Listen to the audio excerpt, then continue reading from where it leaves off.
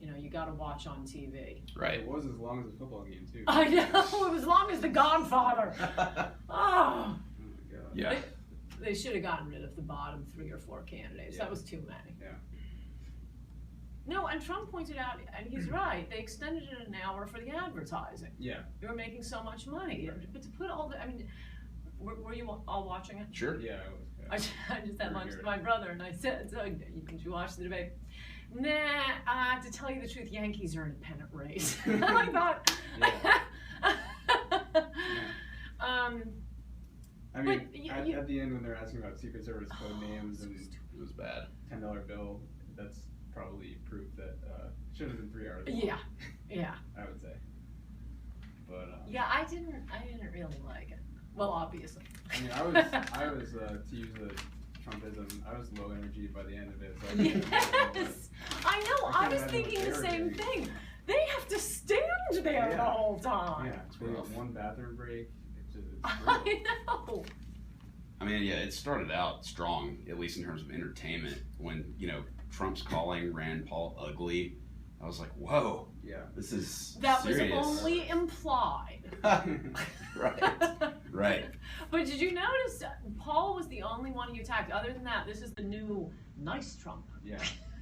High-fiving everybody. No, and he called Carly beautiful. He called Jeb's wife beautiful. He said nice things about Christie. He was Mr. Sunshine. What do you think about the new Donald Trump? The nice one? Yeah. The previous one was more entertaining, but this one is probably a teensy bit more presidential. Mm-hmm. I'm going to start rolling here. Okay. Okay. That was all off the record. As you know, everything I say on the record is the same as what I say off the record. Perfect. Well, first of all, let's just get this out of the way and talk about the tweets from the other night during the debate. Tell me about what did you tweet and what did you mean by it and what were the reactions that you got and what was your reaction to the reactions? I was live tweeting the whole thing. I'd written a column that day. Incidentally, I mean, it's been a long theme of mine, attacking Republicans for all, trying to prove, I don't know what they're trying to prove by constantly praising Reagan and denouncing abortion in, more and more vitriolic terms. And I'm pro-life, I've been pro-life my whole life, but I don't need to keep hearing it. Once Rudy Giuliani couldn't get out of the starting gate, the hero of 9/11 running for president as a Republican because he was pro-choice, no Republican candidate for president is going to be pro-choice. I've heard rumors. First of all, I've heard rumors that Jim Gilmore is running for president. No one even knows. And I've heard rumors that he's pro-abortion, but that's where it got him. So I mean, other than announcing, yes, I've checked that box off, do I really need, is that what these debates are going to be? Who can denounce abortion with greater vitriol? Who can praise Reagan with greater passion? What's the other one they do? Well, anyway, I hadn't even mentioned their incessant sucking up to Israel in my column, but then I watched the debate, and it was kind of annoying me leading up to the last question, both the Reagan stuff and the Israel stuff, and I tweeted out, for example, Rubio running to be curator of the Reagan Museum, Huckabee running to be Prime Minister of Israel, in addition to many other extremely interesting and informative tweets that were probably completely grammatically incorrect because I would just type and hit send without reading them over because I had to watch the debate and tweet. And then at the end, the last question is, what will America look like after your presidency? And the first 3 guys start talking about Israel. So I pointed out in response to a question about, all caps, America. Who was it? I think it was Cruz, Rubio, and Huckabee were the first ones to go. Talk about Israel. Next tweet. How many effing Jews do they think live in this country?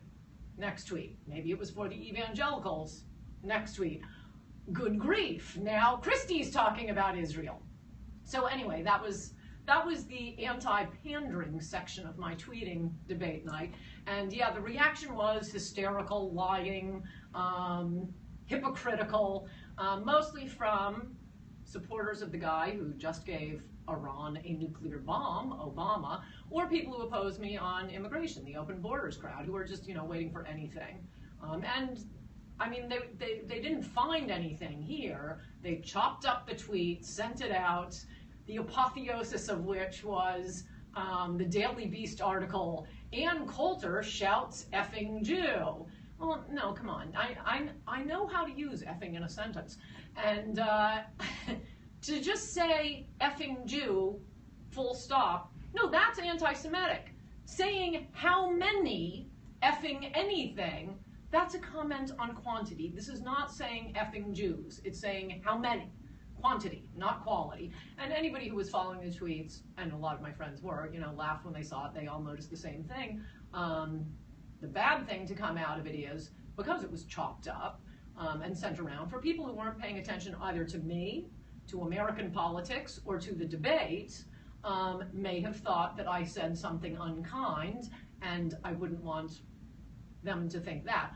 But the good side is, maybe they'll stop talking about abortion, Reagan, and Israel all the time. These are positions 100% of Republicans agree on. When I say I don't want them talking about Reagan or abortion, that's not because I'm pro-abortion or I hate Reagan. I'm pro-Israel, so is everyone in the room, so is everyone on the stage. Can you give it a rest? Well, do you, obviously, you have stood up for it, you've explained it, you're not running from this, but do you think that, do you regret at all your choice of words in that tweet at all, and why not?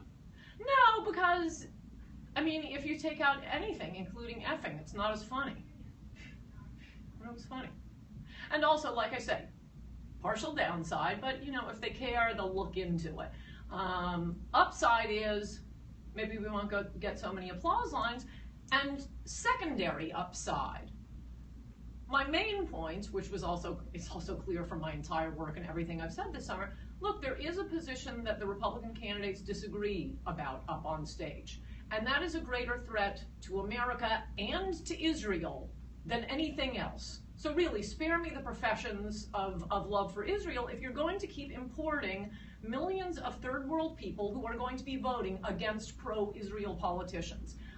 Obviously, in my book, Adios America, the left's plan to turn our country into a third world hellhole, that's the theme of the whole book. Democrats are doing it to change the country in a more leftward direction, to turn the entire country into California. California gave us Richard Nixon and Ronald Reagan.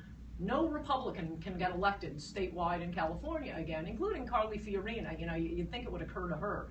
What is about to happen to the country? What do pro-lifers, what is their plan for overturning Roe v. Wade when no Republican can be elected president? What is the plan of Republicans to protect Israel when no Republican can get elected president, when we're looking at a lifetime of President Obama's? And again, it's just so outrageous and hypocritical, the people who are attacking me, either supporting an immigration policy that will ensure the end of Israel, or actually, directly supporting the most anti-Israel president we've ever had. So, immediately money is going to be going for Hamas through the Iran deal. Soon, Iran will have a nuclear bomb. You have Obama pulling the troops out of Iraq and destroying our victory there. You could go on and on and on. And these are, the same people who are demanding that we bring in more and more refugees, i.e. Muslim jihadists, to our country. So, give me a break on all the sanctimony. So let's talk about Obama for a minute. You've said in the past that Putin has made Obama look really bad. And what can our next president learn from this? And what can our next president learn from Putin? Oh, that's a good question. That's a very good question, because the one thing that I think is worth learning from Putin is that he cares about Russia, the Russian people, historic Russia, preserving Russia, something that most American politicians seem embarrassed to do when it comes to America. We could learn that, as I have an entire chapter in my book about, we could learn that from Israel too. They know how to protect a country. So let's switch back to the debate. and Trump. You know, a lot of the rhetoric post-debate has been Trump is now sliding. He was the loser. It was Carly's night. Where do you see Trump right now and in a year? And do you think that he has a shot at really bringing this thing home? If so, why or why not? Well, first of all, just a little preview of every debate. The consensus, the conventional wisdom after every debate is going to be, oh, Trump's done now. He's finished, and the consensus will all gather around one of the other candidates. It was Rubio after the first debate, and then, you know, a poll of actual people came out, and wow, Trump crushed.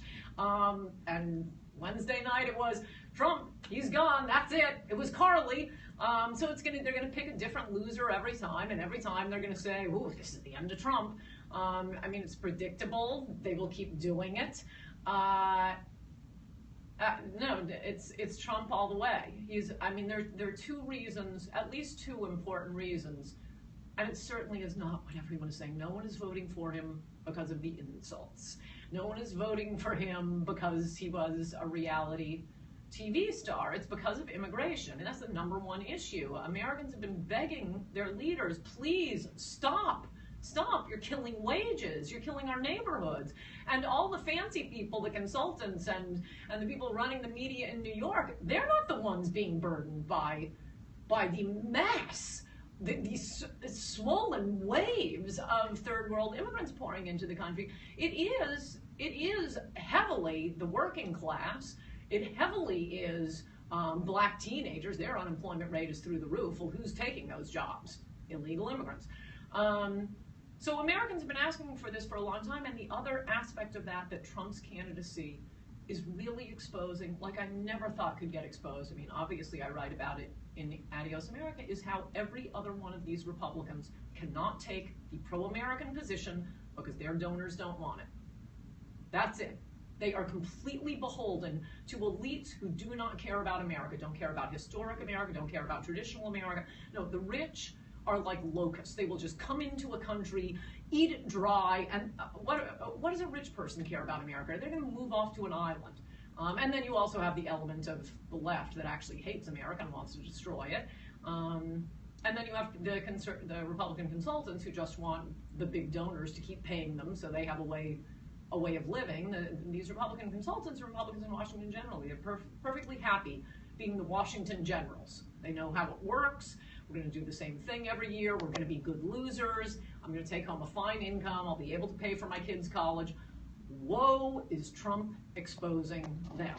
And just a small example of that is Trump comes out against anchor babies. Scott Walker, who was supposed to be, you know, the conservative candidate we were going to support, he comes out against anchor babies for about 24 hours, and then billionaire Republican donor Stanley Hubbard talks to him, says, no, actually, we're for anchor babies, and suddenly Scott Walker doesn't have a position on anchor babies. It's unbelievable how these guys are bought. So who do you think will be the next president? Well, if I get 20-to-1 odds, because there are about 20, I mean, there's Sanders, Biden, Hillary, and Republicans have 17, so if you give me 20-to-1 odds, I'm betting Trump. Do you really think this is going to happen? It has a real chance. A lot of people are saying this is going to play itself out, and it's going to be just a, you know, sort of a memory, a pop culture memory that we're going to talk about. That's wishful thinking. No, it may not be Trump. Like I say, there's a 1 in 20 shot, but maybe it's not 1 in 20. That's unfair. I'm not going to count Jim Gilmore or Lindsey Graham here. So, but still, it's a 1 in 10 chance if you pick any of them. At least 1 in 10, right? Maybe 1 in 15. But the idea that no, Trump is the only one we're absolutely sure isn't going to make it. Oh, no. He's the fact that he is so high in the polls and has been this high in the polls for this long. This is not a flash in the pan. A flash in the pan is, oh, this person seems nice. Let's all be for him this week. And then you hear him talk. No, we've heard Trump talk, and he just keeps going up in the polls, and the intensity level, that can't be discounted. To the contrary, it's very important because people who are intense voters talk to their neighbors about it, talk to people at the office about it, tell them, you gotta vote for this guy, this is what he's for.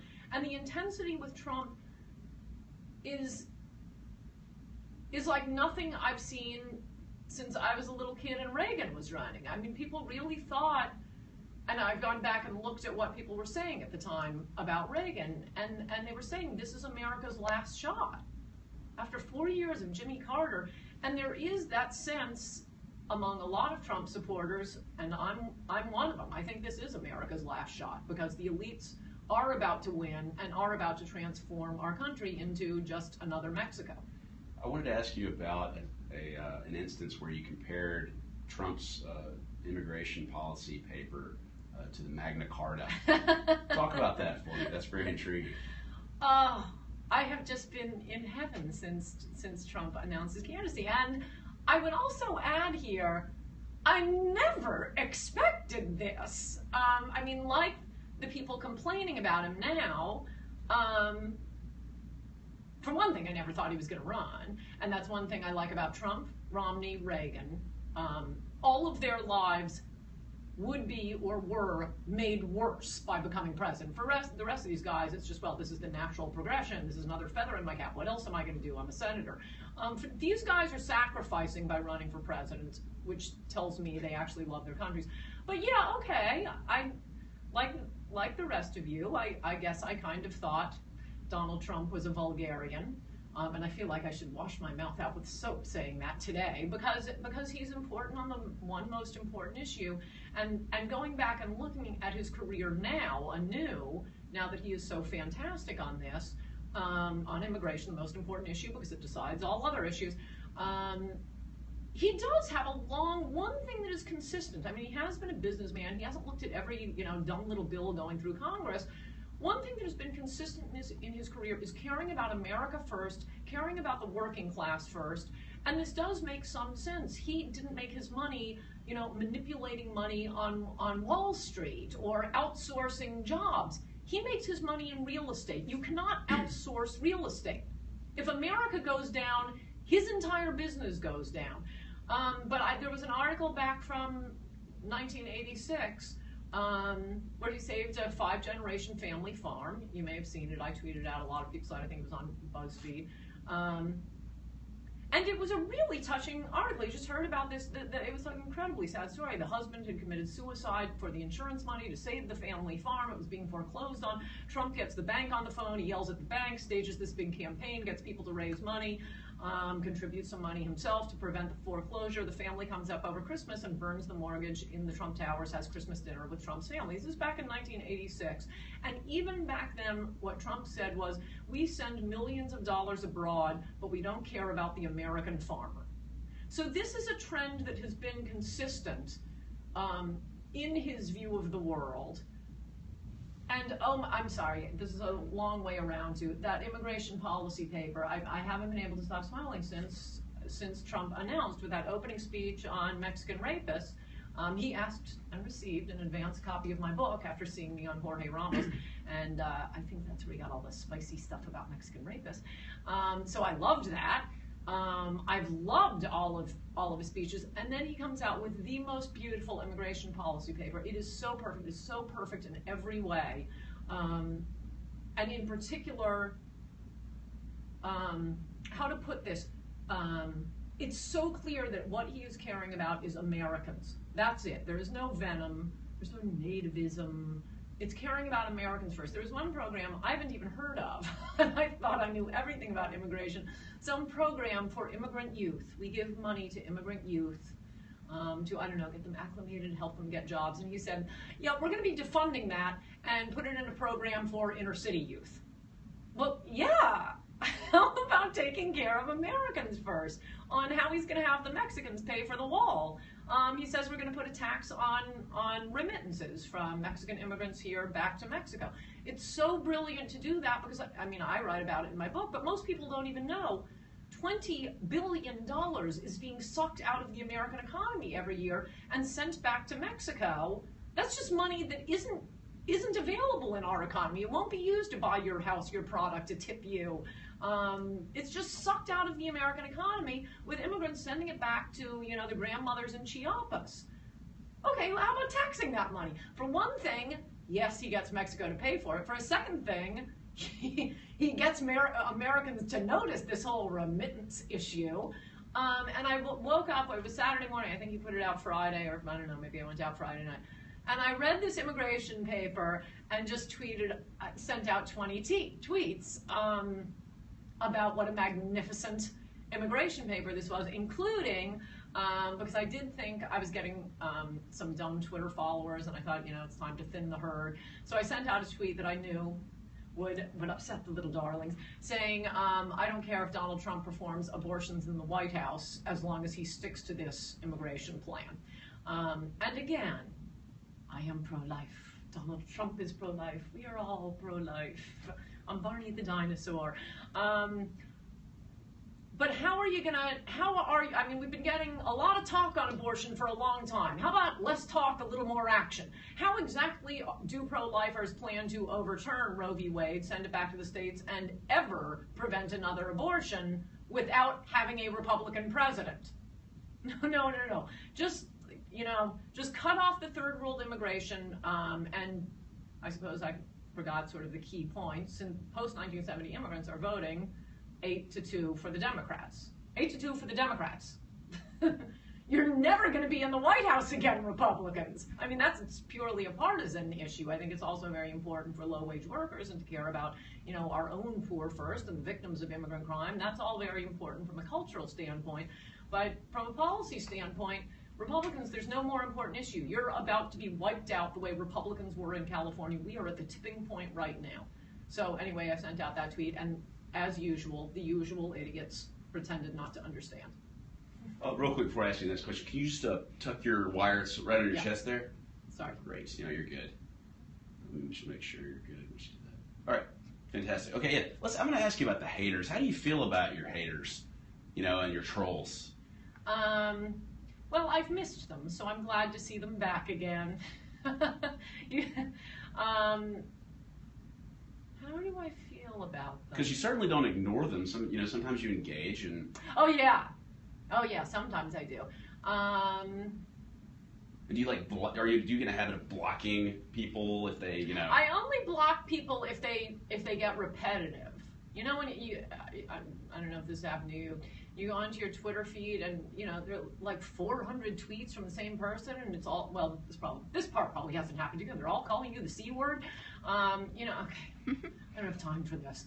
And I think that's the only thing I've blocked people for, doing it too much, just too much. But a little venom, I'd like to see if they've come up with any good arguments. How much time do you spend reading the comments? Not as much as it appears.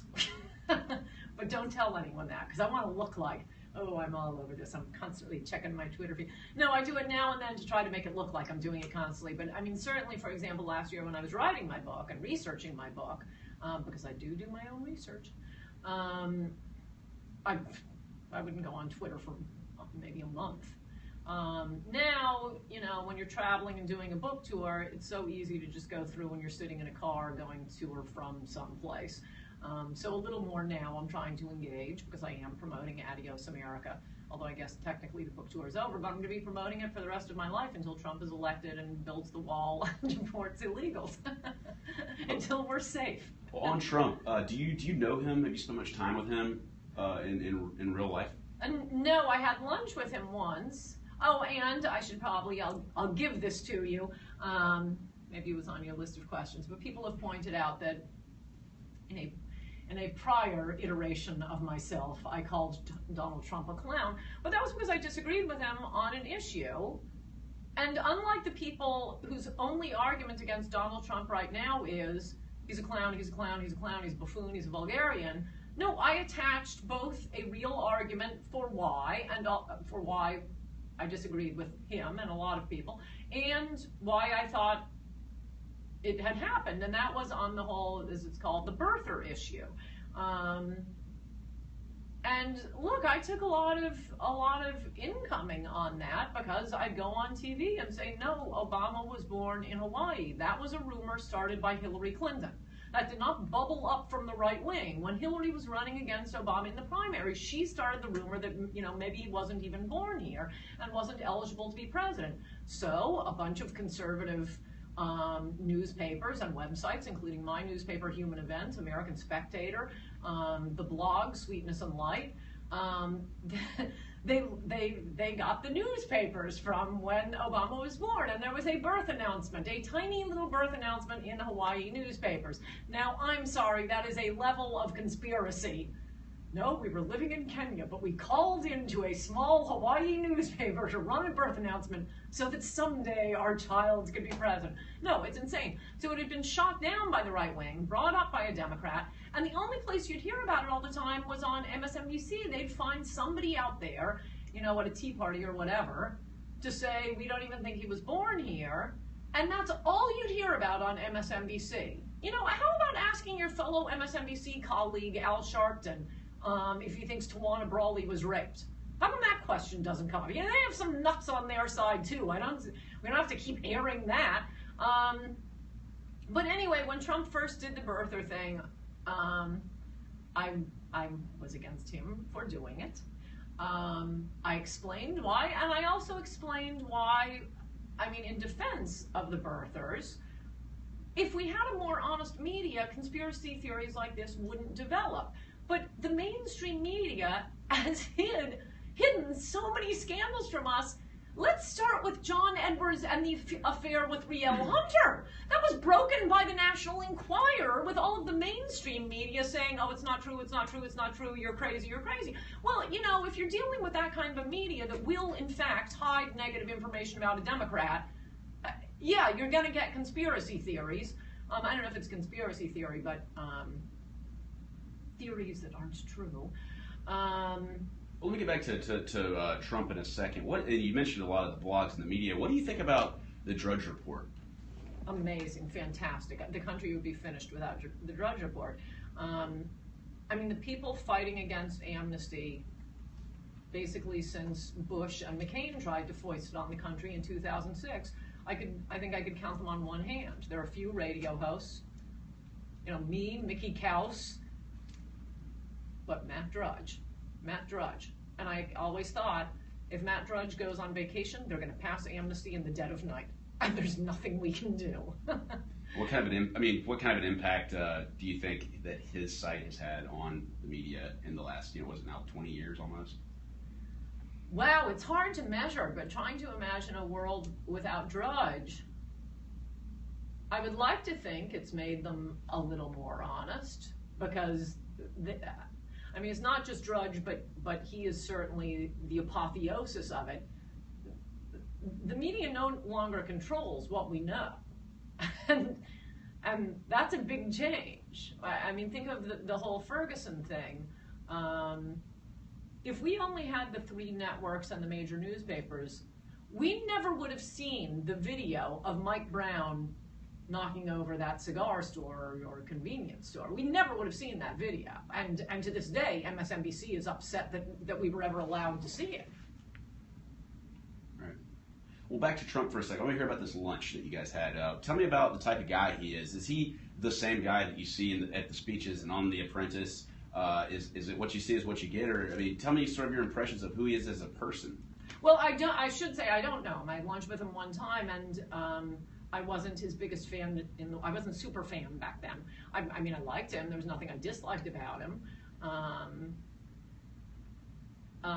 So this is not some personal insight, but my guess is he certainly seems to be like me, which is, as I was saying when you were hooking up, don't worry, there's no difference between on the record and off the record.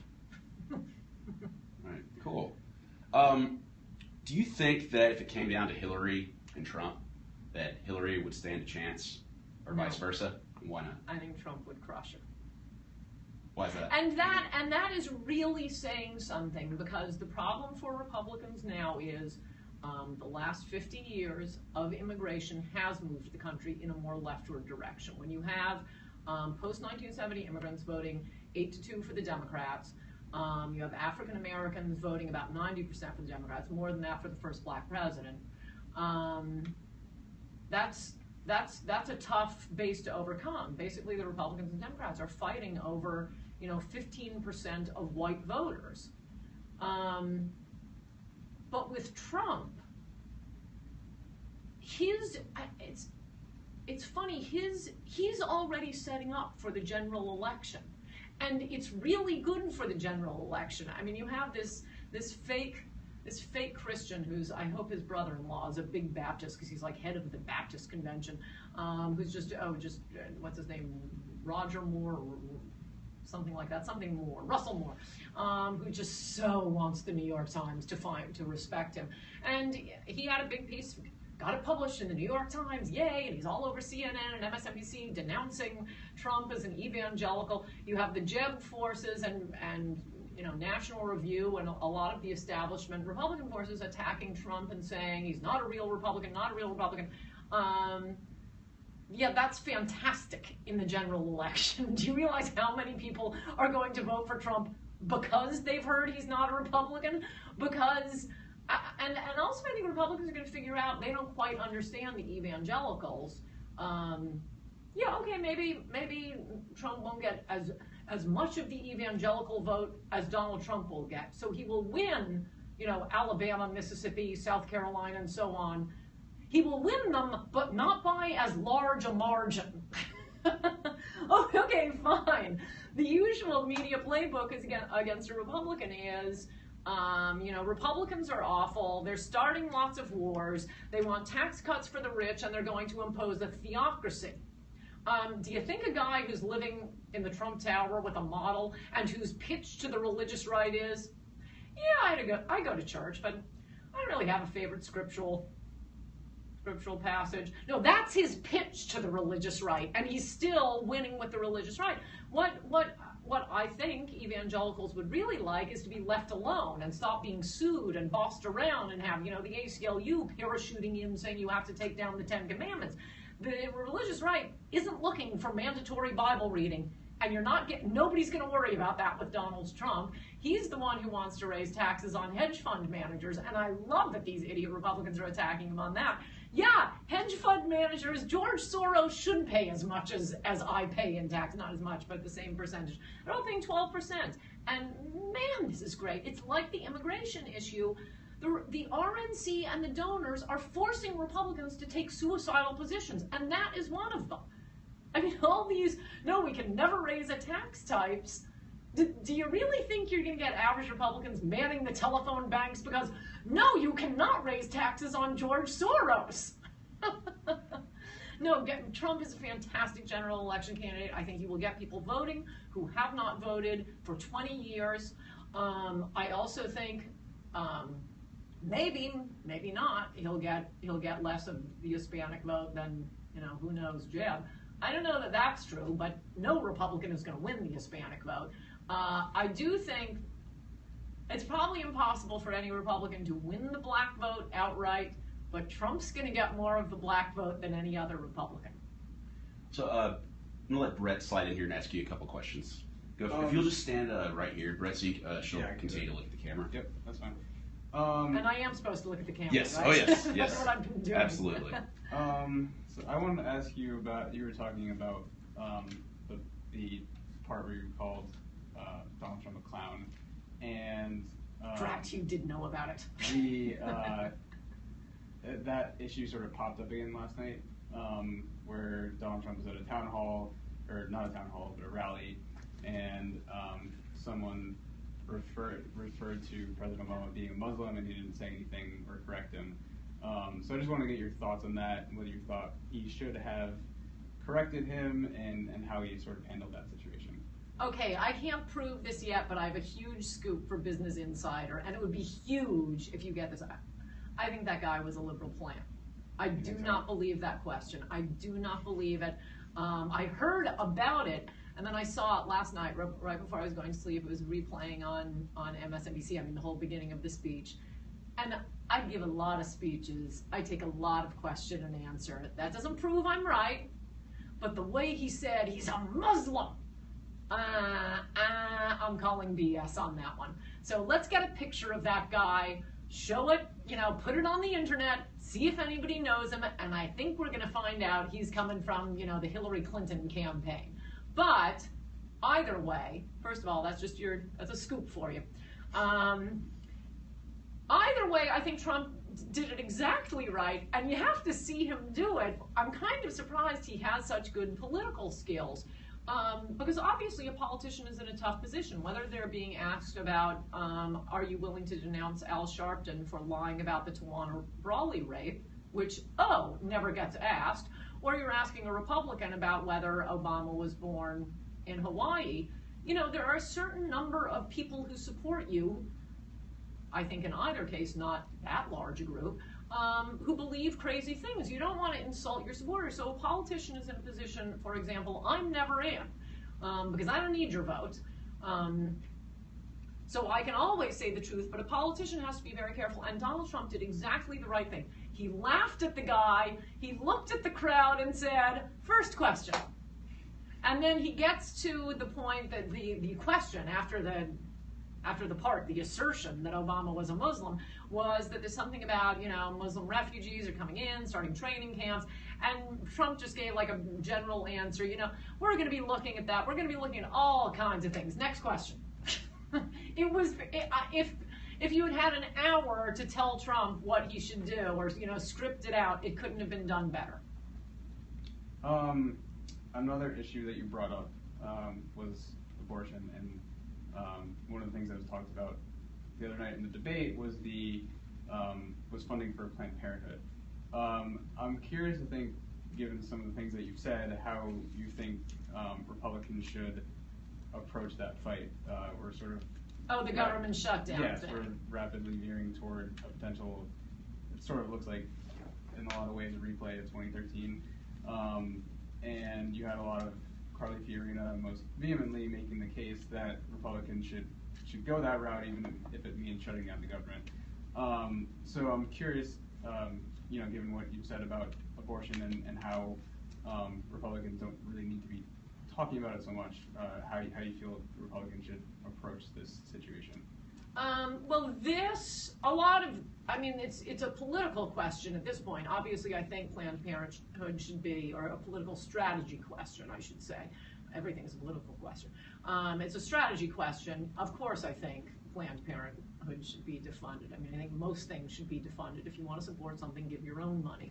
You don't need to be taxing me or George Soros. Oh, we're not taxing George Soros, I forgot. As for the government shutdowns, no, in general, if you have to shut the entire government down, maybe you do it, but you only do it for a few days, and the only reason you do it is to bring attention to the issue. But if it goes on too long, yeah, it's going to come back and bite you in the butt. With amnesty, they should have shut it down, because all they had sent, it was brilliant for defunding Obama's executive amnesty. They had funded the entire government except the Department of Homeland Security.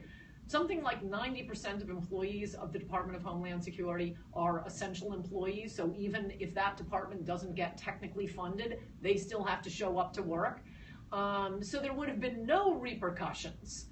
There would have been no backlash, and still Republicans can't pull that off.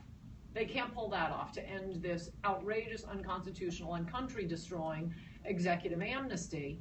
In this case, I'm guessing Planned Parenthood, so many things are funded from weird places. Planned Parenthood could be funded through the Defense Department. But I'm assuming it's through, like, the Department of HHS. So that, I don't think they can shut down the Department of Health and Human Services. That's what sends out everybody's Social Security checks. But that's a technical question. So in one case, the big government shutdown they had a few years ago, I thought it was good, but then it had to end, and that's fine. And I'm mad at them for not shutting it down over the Obama's executive amnesty. But I think it's kind of a fake fight. What you got to do is win. You have to win, and then you need the presidency and the House and the Senate. Then you're not constantly playing defense. What is the point? So you shut it down. All that is getting pressed for an issue. You've sparred in the past with Jorge Ramos. And, yes. Donald Trump recently sparred with Jorge Ramos. I was curious to to get your take on that situation a couple weeks ago. And you seem like you know both men at least somewhat well. How do you think both handled that situation?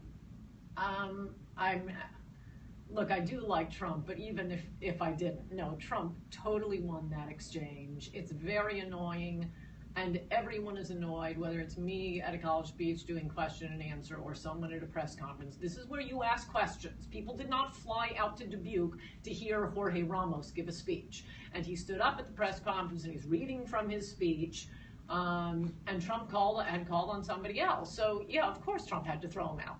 And then Trump brought him back in and let him ask his question, which wasn't a question, it was a speech. These liberals just can't understand the concept of question. Okay, I have one more for you. If you're all good? Yeah. Okay. Yeah, go ahead. This is a fun one. See you, man. Thanks a lot. Yeah, of course. Thanks, Brett. Yeah, nice to meet you. Nice to meet you. So, you appeared in one of the Sharknado films? Yes, I did. That's awesome. So, I wanted to ask you about Mark Cuban. You worked with in that. Did you spend any time with him? And do you think that he is presidential material? A little bit. Actually, the only ones I spent time with were Mark McGrath, Mark Cuban, and Ian Zierling, because all of my scenes, which came down to a very small part with the cutting, apparently I was smiling too much when the shark was chasing me, but everything else I've ever done out there, you take like 100 cuts for a single sentence. This one, we have a whole sharks chasing us through the outside of the White House. Yeah, I think you were smiling. Are you going to take it again? Nah, we don't have time. We'll just move on. But anyway, it was one day to get all of those scenes, and all of them were really fantastic, really funny. We had a great time. In general, this isn't to say anything against Mark Cuban, but as my devoted readers already know, I'm usually against anyone who isn't a governor or a senator running for president. I mean, even people I like, even a neurosurgeon like Ben Carson or the head of Godfather Pizza, Herman Cain. I don't even think you should be a congressman. No Michelle Bachmann, no Newt Gingrich. I call them all novelty candidates, because I think you do need those political skills. You need to have proved that you can get elected in a state, and not a small state, or it's the equivalent of being a congressman. No, Trump is an exception to a lot of my rules. He's broken through, but don't expect me to just waive those rules completely going forward. I'm also not for divorcees running for president, which I'm willing to make an exception for in this one case. Then I'm going back to the no divorcees rule. All right, fantastic. That's it. Thank you so much. Thank you. It was great. That was fun. Yeah.